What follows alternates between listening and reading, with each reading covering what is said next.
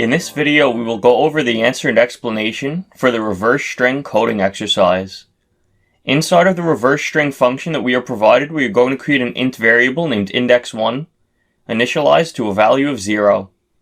We will also create an int variable named index2, set to a value of size -1. After that, we are going to create a char variable named temp that will be used during the swapping of the characters. Next, we will have a while loop that runs while index1 is less than index2.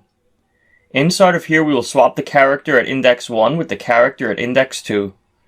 To do this, the first step is to save the value of s at index1 to temp, so we will set temp equal to s at index1.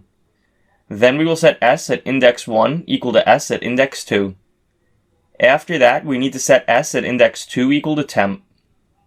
Next, we will increment index1 and decrement index2. That wraps up our code to reverse a string in C++.